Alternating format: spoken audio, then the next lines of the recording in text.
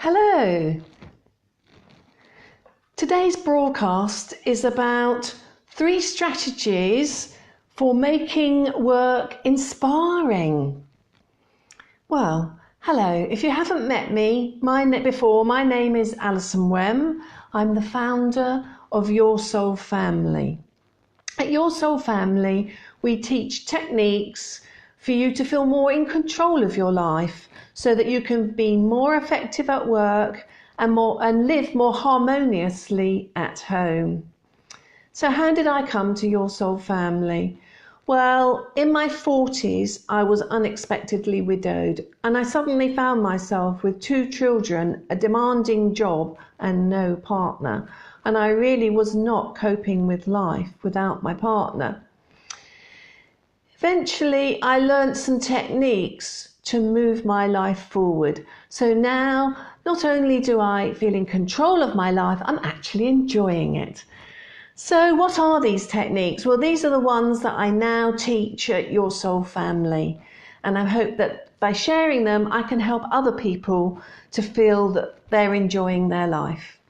Anyway, less about me. Let's have a little bit more about you. Let's see if anybody's joining us. Few people coming. So hello everyone. So whether you're watching this on the replay or you're watching it live, let's just make sure that you can hear me okay. Any problems with not hearing, let me know. Otherwise, just say yes. Hit the comments box, it always helps.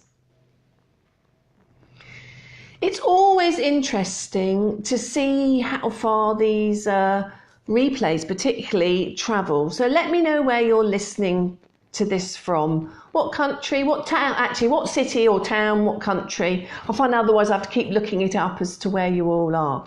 So just let me know, that's great. Put it in the comments, and then it's good to know where our community is. Anyway, today is talking about work and what can we do to make life at work more inspiring. This is the first topic that's come from one of our audience asking for this to be addressed. So I had to put my thinking hat on and think quite hard as to how to talk about this topic. So often when we're looking to improve our lives, we think about our personal relationships and our life at home, but actually we spend a lot of time at work. So we should think about how to enjoy that more. And when I talk about work, I don't just mean those people that go out of the home to go to an office or to a shop or wherever to physically work. I also mean the mums of this world. They do a lot raising their children. Grandparents might be helping to look after children. Retirees. It's all about how you're living the roles in your life. So, when I first met my husband, this topic made me think about when I first met my husband, and he said to me, "Do you live to work or do you work to live?" I have to admit, I was a bit of a corporate slave and a bit like a little hamster running round and round and round, working. So my first strategy is about how you are with your work. So my first strategy is about you should be rather than do. So what do I mean about that? Well, there's all sorts of different jobs. There's probably as many different jobs in this world as there are people. But really, it's about how you are at work and the space that you feel within. And this isn't about a space that your employer provides you with. This is about your own personal space. So do you live in a space at work? This is one from a fear or one from love. So let me explain that a bit more. I think somebody who is living in a space of love where they love themselves and love what they're doing, the way that they demonstrate that is they are very open, they're helpful, they're cheerful, they're considerate, all those good things. People that are at work that live in a personal space of fear, they're often grumpy, unapproachable, very closed, not very helpful, and a very different sort of person. And I actually think it's very much about you choosing what space you want to live in at work. So on my way to work into the office, I used to pop into a coffee shop and pick up a coffee. And the baristas there were very different.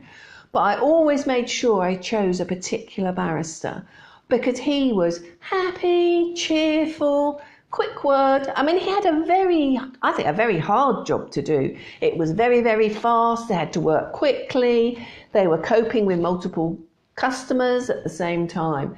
But he always had a smile. He always seemed energized. And over time, he actually got to recognize you and call you by your name. So he was doing a difficult job, but he chose a space of love to live within. He loved himself and he loved his job, and he really did it well. So, where are you in your work? Where do you think you are? Are you in a space of fear and grumpy?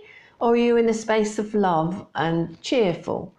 What do you think? Let me know.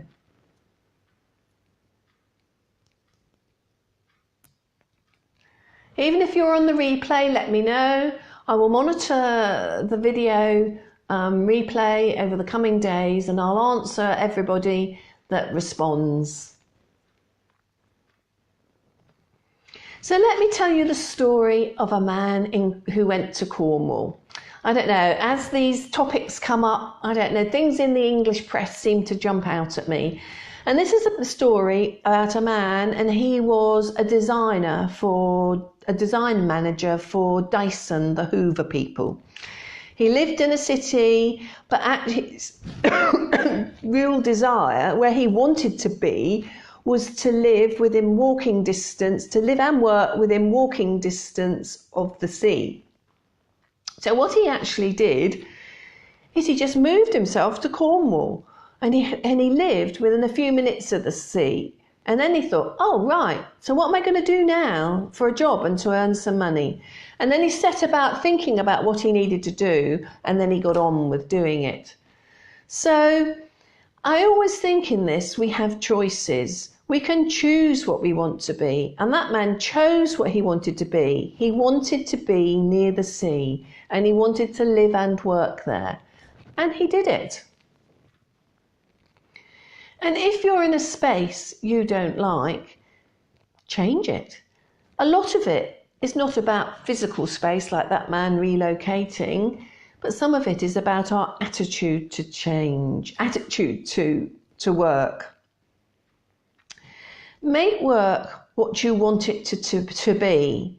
If you're adding value, that's good, and you have every reason to be happy. So no matter what your job is, from the most basic job up to the high-flying executive, you can add value and you can enjoy doing that.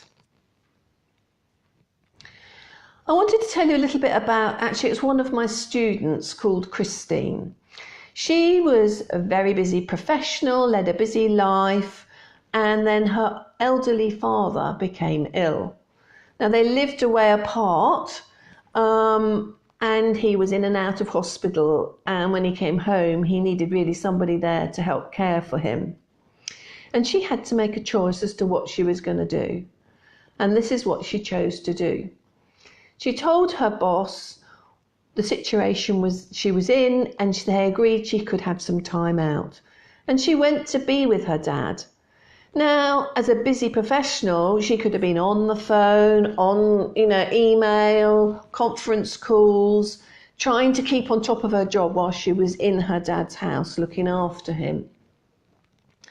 But actually, she chose to do something very different. She chose to really be with him. So she turned off her phone for work and she didn't look at her emails. And she went out and she bought him some nice food and she cooked him some nice meals.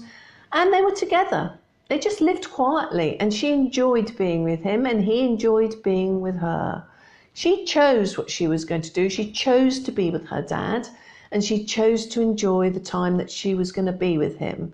She knew she'd go back to some crisis of work, but she chose to defer that and worry about that later. So that's all about strategy number one, about choosing who you want to be rather than what you're doing. And so many people focus on the do, and they keep go, go, go, go at work without thinking who they want to be. So that brings me on to strategy number 2. Strategy number 2 is about taking time to dream your vision. And that's about deciding where you're going and what you want to be. Now, people say, oh, no, I've not got time for this, not got time for this. But really, if you don't take time out from doing all that do, you never actually decide what it is you want to be and where you're going. And therefore, you never get there. You just keep go, go, go, go. Now, how do you go about doing this, thinking about your vision? Well, personally, I've always experienced that if you're in a calm place, your thoughts are much clearer, there's much greater clarity. Therefore, I would recommend, if you've got a soul map, you often find the calmness in the centre of your soul map. And you can look at yoursoulfamily.com where you can have a look at how to do that. You can find other ways of finding your calmness at work, be it a walking meditation, just a few minutes out. But those thoughts that you have that are clear about where you're going and what you want to be are really important thoughts. And they are the thoughts that will inspire both you and the people around you. So they are very key. And I would encourage you to take time out of your day to do that. So, when do you do it? I can hear you all saying, oh, but I'm so busy. When do I do this at work? Well, in my belief is that all jobs do have a menial aspect to their job. There's some tasks that you do that's very routine, very basic, and you sort of only need half of your mind to do that. Now, I have a friend called Viv, and she works 4 days a week. And the 5th day she's at home, it's usually a Wednesday, and she does all her housework. I always used to think, oh, what a shame she spends her day off doing housework. But when I asked her about it, it was a very different story. She said these menial tasks, which she knew she had to do, she just got on with doing. And while her hands were busy, it somehow released her mind to go where it wanted to go. And that's when she had her best thoughts. She thought about her own life and what she wanted to do. She thought about her loved ones, her family and her wider family, and what she wanted to do with them or for them to make life better, and what she might do with her children to have some fun. She actually said those were really productive days, and they really inspired her to do what she really wanted to do, both at home and at work. So she was busy. She was busy doing her home job, but actually she was very inspired and her mind was wandering and being very creative.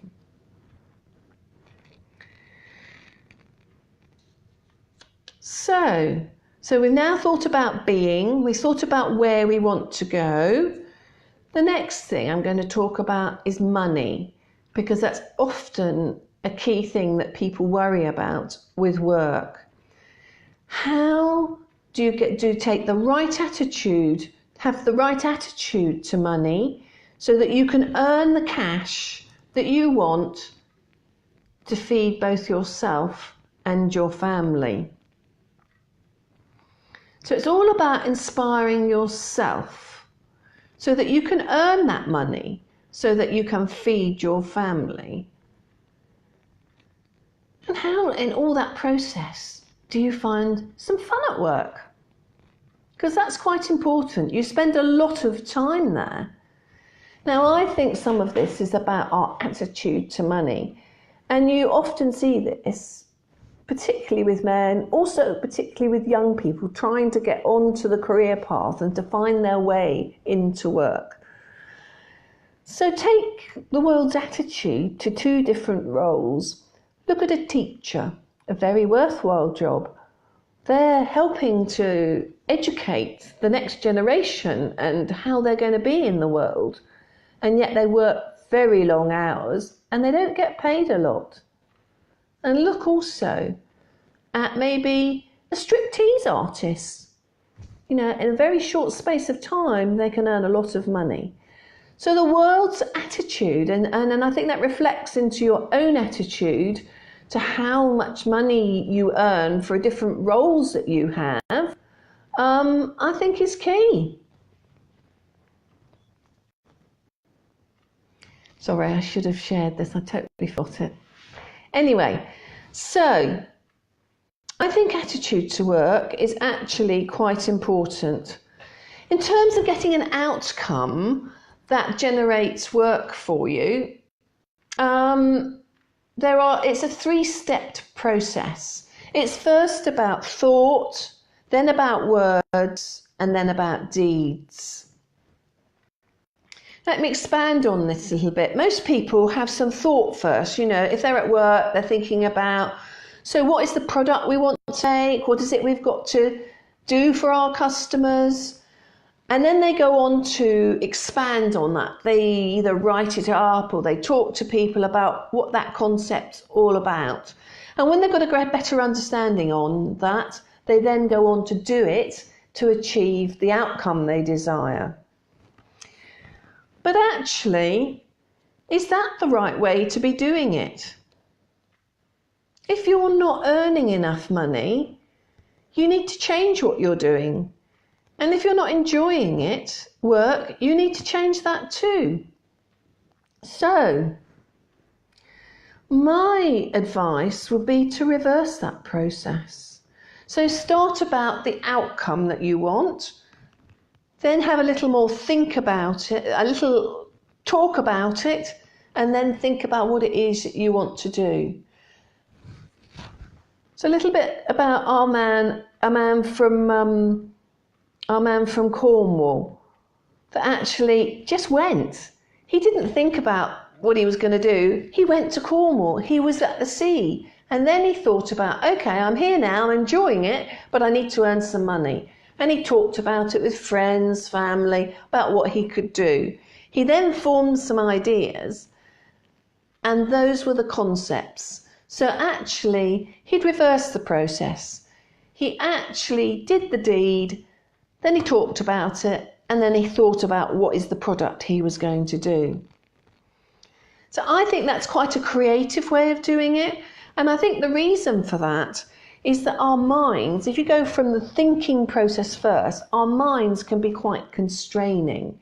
And our thoughts are often as a result of other people's experience. When he said he was giving up his job in the city and going to Cornwall, you can hear people saying, "You're mad, what are you thinking about? How can you feed your family? Oh, you'll never get another job after you've done that." And that is very constraining, and it closes you down and stops you making change that can make you happy. Whereas I think if you talk from the heart rather than the head, if you talk from the heart, I call it my inner you. Some people call it your subconscious, your higher self, your soul. If you talk from your inner you, it's much more creative about finding the right things for you to go and do and be. Another way, I think, of helping you to be more inspired in what you do at work is also to have an affirmation of gratitude, for actually saying, "Thank you for my success at work," and actually meaning it and saying it from the heart, not from the head. So you're not saying it from a wanting perspective, you're saying it from a choosing. You're choosing to say thank you for the successes that you've had. And I think, you should always do what you want to do, what makes you happy. And that will give you the outcome that you want. If you do a job, you should always do a job, I think, a job that you want and you enjoy. Because why would you want to waste any time of your life doing something you really don't want to do? And I think if you do it with the wrong attitude, you just end up making everybody around you miserable. So if you do a job because you say, oh, I've got to do that because I've got to feed my family, you will then start to resent it. You'll resent the job and you'll resent the family for making you do that job. And then from resentment, you often get anger. And do you know who you play that back on most? If you're not happy with your life, it's usually your loved ones that feel it the most. So this job that you might have taken out on the best of interest to feed your family is actually making everybody's life miserable. And I've always found that if you're happy, your family's generally happy. So think from not the mind, choose the job you do, not from the mind, but from the heart. And I think the way this can show itself, I've got a friend, Carol, and she doesn't have a lot of money and she has to look after and manage it very carefully. One day she was on the way to the supermarket with her money in her pocket to buy food for the week, and she walked past a beggar. And she looked at the beggar and she thought, oh, crumbs, it's really cold today. He looks really cold. His clothes aren't very warm and he looks hungry. And her immediate reaction from her heart was to give him some of her money from her money for food. She thought, oh, well, I can make it stretch a little bit further and he can have some. And then her head kicked in and said, what are you thinking about? He chose his lifestyle. It was him that chose to do that and be a beggar. Why doesn't he go and get a job? Anyway, she had this mental tussle with herself, and in the end, she gave him a £5 note, which sounds good to me, but actually, she told me, her first idea was to give him £10, and actually, the £5 was a compromise. In all honesty, she said, I didn't truly live from my heart. I was listening to my head. And in some extent, she regretted that because it wasn't an expression of the person that she wanted to be.